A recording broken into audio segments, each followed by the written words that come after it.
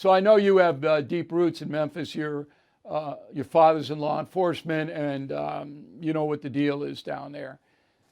If I spoke for 13 minutes, did I say anything wrong or anything misguided or anything naive? No, I don't think you did. I do think that a lot of people have missed, Bill, this story. And this was a lack of institutional control at the Memphis Police Department that caused this. And let me explain a quick timeline for you. Several years ago, the Memphis City Council decided they were going to be on the forefront of defund the police movement.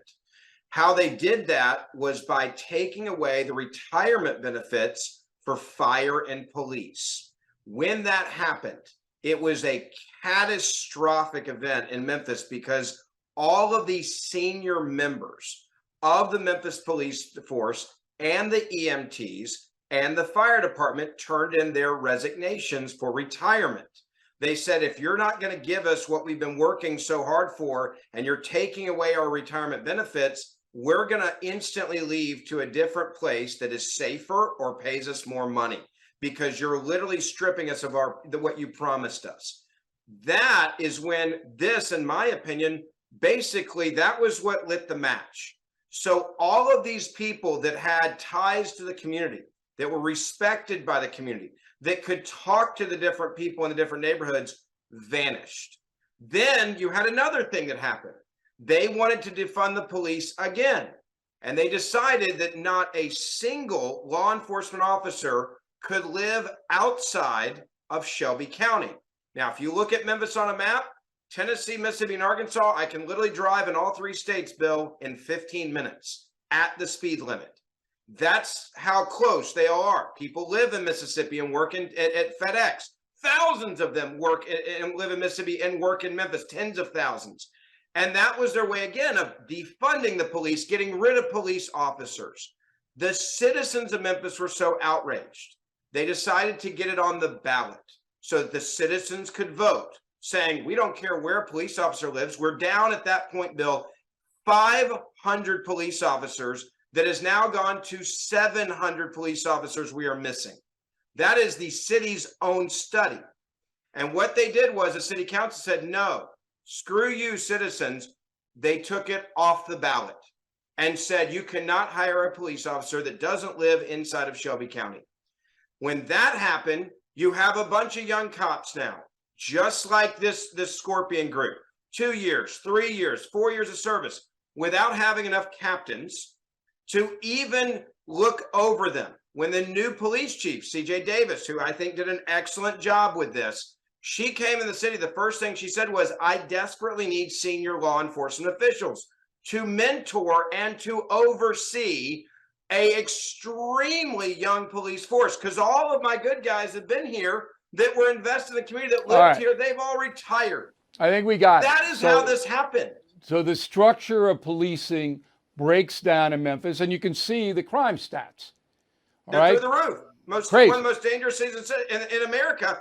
Bill, the worst for violent crime. The worst. I've been shot at in Memphis. Okay. But still, these guys, these officers, 3 with college degrees, had to know that they were ruining their own lives. I don't think they did. And this is where I will disagree with you, and I'll explain why. The crime in Memphis is so out of control, and I'm a victim of a gun crime, and I grew up in a law enforcement family. I had to use a gun to save my own life. It was a gang initiation in Memphis, Tennessee, where 2 gang members tried to kill me on purpose. It was to get in the gang. They call it having blood in the gang.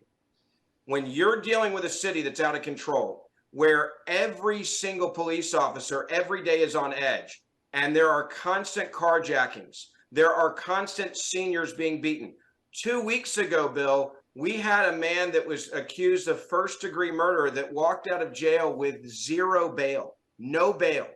He was accused and charged of killing a man, first-degree murder, and he walked out.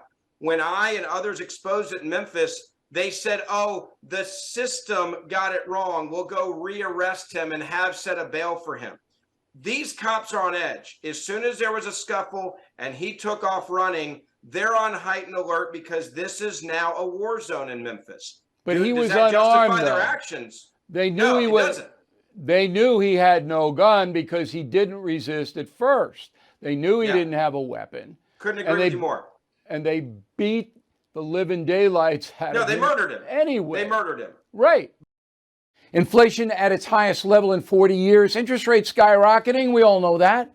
Market experts like Jamie Dimon, CEO of JP Morgan, not only predict a recession, but are using scary terms like economic hurricane and unprecedented.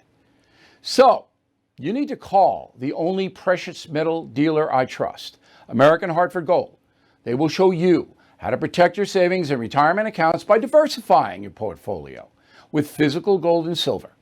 Please call them today, and they will have physical gold and silver delivered right to your door or put inside your IRA or 401k. They have thousands of satisfied customers, are the highest rated firm in the country with an A+ rating from the Better Business Bureau. Tell them Bill O'Reilly sent you, and they'll give you up to $2,500 of free silver on your first order. Please call 866-501-5201, 866-501-5201, or text BILL to 65532.